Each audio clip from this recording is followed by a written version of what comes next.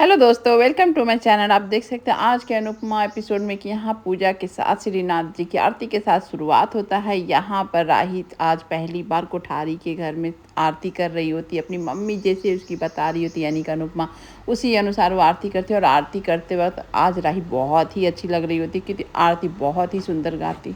और इतना अच्छा गाना तो बनता है क्योंकि वो अनुपमा की बेटी है और राही है। और ये सुनकर आरती एकदम से वहाँ वसुंधरा भी खुश हो जाती है कि इतने अच्छा मतलब मनमोहक आरती होता है। और यहाँ प्रेम और राही का देख सकते हैं जोड़ी कितनी सुंदर लग रही होती। दोनों मिल के फिर आरती करते हैं तो बेचारी माही के तो दिल पे ही एकदम से छुरियाँ चल रही होती है। और ये देखकर मज़ा आ रहा होता है पाखी को। पाखी बस इसी के लिए ही बनी है, दोनों मिलकर आरती करते हैं। यहाँ अनुपमा भी ये सब देख के अपनी बेटी को इस तरह से आरती करते हुए वो भी खुश हो जाती है। साथ में पराग भी देख रहे होते हैं कि इन दोनों को देख के खुश होते हैं क्योंकि इतनी अच्छी आरती ही गा रही होती है राही की, सबके मन मोह लेती है। और उस समय का पल भी मनमोहक ही लग रहा होता है, एकदम से सब कुछ अच्छा और प्यारा लग रहा होता है। ये राही को इस तरह से देखकर आज अनुपमा भी चौंक गई कि अरे राही के अंदर इतने अच्छे गुण भी है। जो गुस्सा इतना करती थी आज देखो कितने अच्छे आरती भी गा रही होती है। लेकिन अचानक से प्रेम एकदम से अनुपमा को उसी आरती के बीच में लाता जो देख कर पराग और वसुंधरा एकदम से गुस्सा हो जाते हैं कि उनके घर की आरती में यहाँ अनुपमा को भी मिलता है पूजा करने के लिए। अनुपमा तो अब प्रेम लाया है तो आरती कर लेती है, श्रीनाथ जी की आरती करने का मौका भी मिल जाता है। और ये देखकर बेचारे दामाद जी भी बेचारे गुस्से में हो जाते हैं। जो नहीं चाह रहे वो सब हो रहा होता है। यहाँ तीनों मिलकर आरती करते हैं।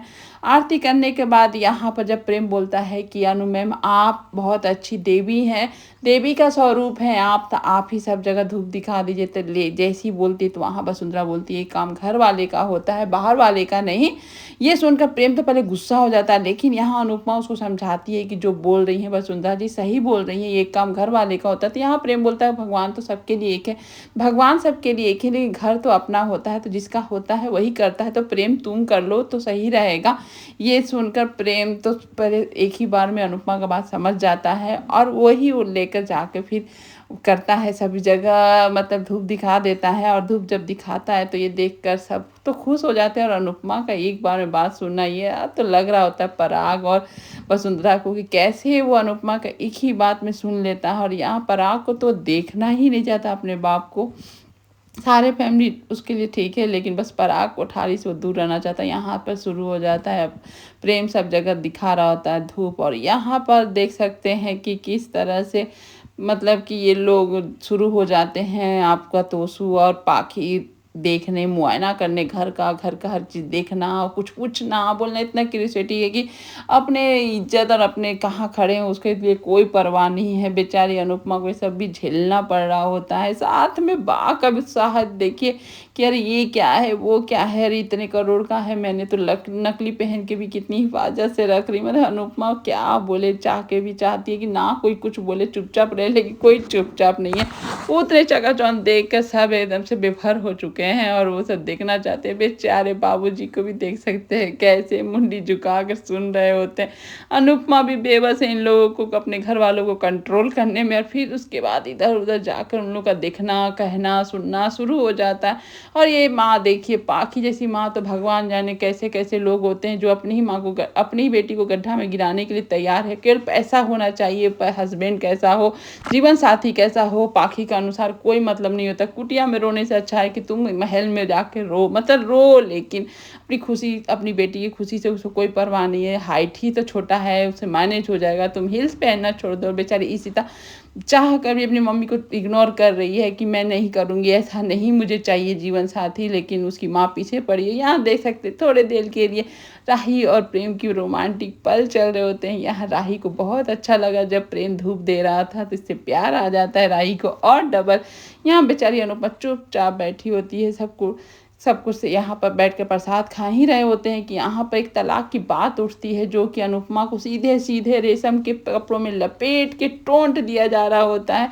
बेचारी अनुपमा वहाँ तो सब समझ के भी चुप रहती है। प्रेम भी समझ रहा होता है कि हाँ, उसकी अनु मैम को इंसल्ट किया जा रहा, लेकिन वो कुछ बोले उसके चाचू उसको चुप करा देते हैं। और यहाँ पर लगातार यहाँ तलाक की बातें ही हो रही होती है। साथ में पराग भी शुरू हो जाते कि अरे मैम, मेरे उम्र के लोग भी इतने साल शादी निभाकर तलाक ले लेते हैं। जहाँ पर बोल रही होती है वसुंधरा जी कि मेरे घर में तो ये सब कभी नहीं होता, ना होगा।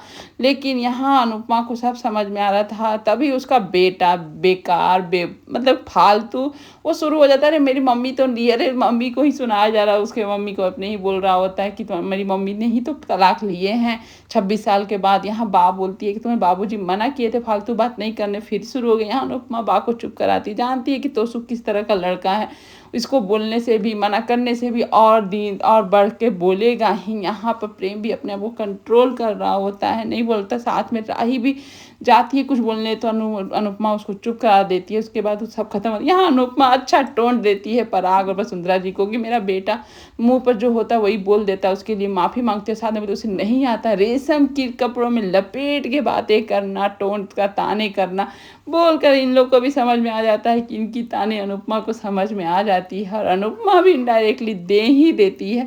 उसके बाद यहाँ सब खाने के टेबल पर बैठ जाते हैं और खाने के टेबल पर बैठते ही ये समझ में नहीं आता है कि यहाँ पर अचानक आकर प्रेम अपने पराग कोठारी अपने पापा के टेबल पर आकर अचानक बैठ जाता है। और ये देख कर सब एकदम से ये हो जाते कि आखिर क्या हुआ, एकदम से टसन में वो बैठा रहता है। यहाँ पर वसुंधरा जी उसको बोल रही होती हैं कि अरे पापा का है जगह हट जाओ। यहाँ पर सब ये सदर दामाद बोलता है कि आज तक मैं नहीं बैठा, तुम कैसे बैठ गए। यहाँ पर वो प्रेम बोलता है क्यों, यहाँ करंट लगे थे जो नहीं बैठे। यहाँ पर जैसे ही बोलती है वहाँ पर ख्याति कि नहीं, दामादी से ऐसे बात नहीं करते हैं। तो यहाँ पर प्रेम बोलता है कि आप मेरे से तो किसी भी तरह से बात मत कीजिए। मतलब अपनी माँ अपने पापा से एकदम प्रेम बहुत ही नफरत करता है, जो कि अभी तक तो कोई स्टोरी में समझ में नहीं आता क्यों करता। बस उसकी माँ ख्याति नहीं है, उसकी माँ कोई और थी, लेकिन क्यों ख्याति से शादी किया पराग वो सब आगे का पता चलेगा। लेकिन फिर बाबूजी के बोलने से प्रेम छोड़ देता है और बाबूजी के बगल में जाकर बैठ जाता है। बाबूजी बोलते हैं आकर मेरे पास बैठो।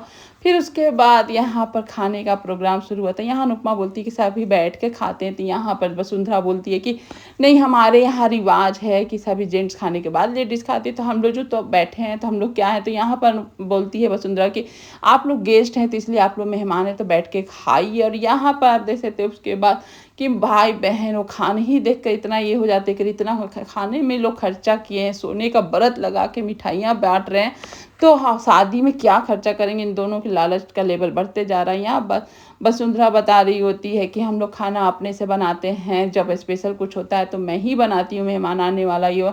और वो चाहती है कि घर की औरतें खाना बनाए और घर में ही रहे, जो कि यहाँ पर राई को ही सुनाई और समझ में आ रहा होता है कि घर की औरत घर में ही अच्छी लगती है, मर्द का मुकाबला करती है तो वसुंधरा को पसंद नहीं है वो, यानी कि बाहर काम करना औरतों को पसंद नहीं करती है। यहाँ पर ये सब सुन रही होती है यहाँ पर। लेकिन अब राही अनुपमा की बेटियों कैसे चुप रहे, वो बोल देती है कि नहीं, आजकल की औरतें या लड़कियाँ घर भी देखती हैं और बाहर भी देखती हैं, इसमें कोई गलत नहीं है। यहाँ वसुंधरा बोलती है कि अगर मजबूरी में किया हुआ काम है तो चल सकता है, लेकिन क्यों फिजूल में जाकर बाहर काम करना। लेकिन उसके बाद तो कोई कुछ बोलता नहीं है, चुप हो जाता है। वहाँ पर सभी खाने खाकर उठ जाते हैं। सबको यहाँ पर अब जाने का टाइम आता है तो यहाँ पर मुखवास के साथ साथ गिफ्ट दिया जाता है। यहाँ गिफ्ट देकर वसुंधरा सबसे विदा लेती है। यहाँ अनुपमा उस गिफ्ट को ना लेना चाहती है तो यहाँ मुखवास बोला जाता है कि मुखवास है, और मुखवास के अंदर क्या है ये देखने का तो इतनी भारी पोटली दी जा रही होती है, जो कि अनुपमा अनकंफर्टेबल हो जाती है। प्रेम भी बोलता है कि ये मत करिए बा, लेकिन चलो वहाँ मुखवास सुन के अनुपमा खुश हो जाती है कि इसमें मुखवास मतलब कि घर जाइए मीठे बनकर। लेकिन यहाँ मुखवास के साथ साथ सोने के सिक्के भी उसमें हैं और सारे को ये सोने के सिक्के मिले हैं। और ये देखकर अनुपमा एकदम से और अनकंफर्टेबल हो जाती है और वो मना करती है कि मैं नहीं ले जाऊंगी। लेकिन उसकी बेटी और बेटा पाखी और तोसु तो इतने चौंक के खुश हो जाते हैं कि अरे क्या खजाना मिल गया, इन लोग के कोई आत्मसम्मान नहीं है, कुछ भी नहीं है, कुछ भी कर सकते हैं पैसों के लिए।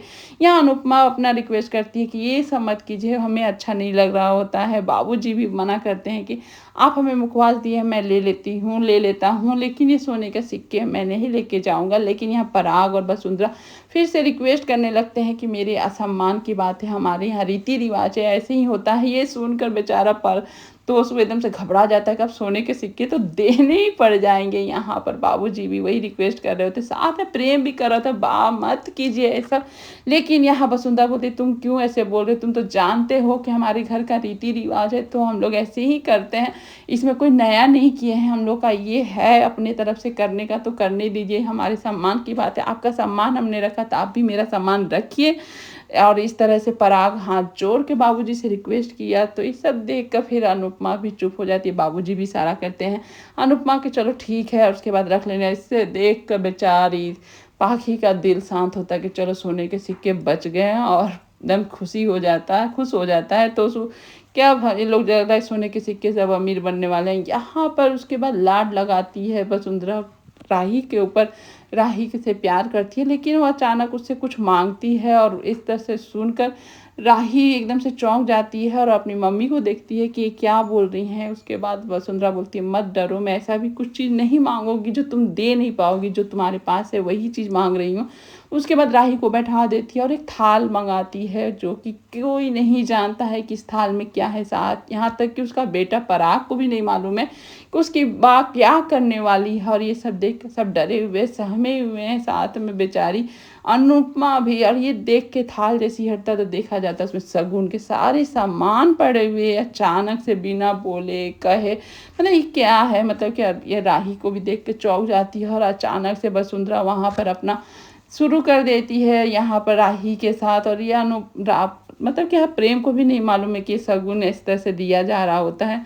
चुन्नी ओढ़ाती है, उसके हाथों में गिफ्ट देती है, जो कि राही को देख के लग रहा होता है कि एकदम से वो इसको ये सब चीज़ अभी एक्सेप्ट ही नहीं है। शादी करेंगे नहीं करेंगे तो अलग बात है, वो प्यार करते हो अलग बात है। लेकिन यहाँ वसुंधरा एकदम तैयार है राही को जल्द से जल्द का कोठारी बना कर लाने के लिए। और राही एकदम से ये सदमे में आ जाती है, और अचानक से उठती है, सब ओढ़ना सब गिरा देती है, और हाथ जोड़ के प्रार्थना करती है कि मैं अभी शादी नहीं करूँगी, मुझे माफ़ कर दीजिए। इतना ही बस सुनकर वसुंधरा तो एकदम चौंक जाती है। और आगे के एपिसोड में क्या होगा ये तो देखने में मज़ा ही आ जाएगा। तो आज का एपिसोड यहीं पर ख़त्म होता है। थैंक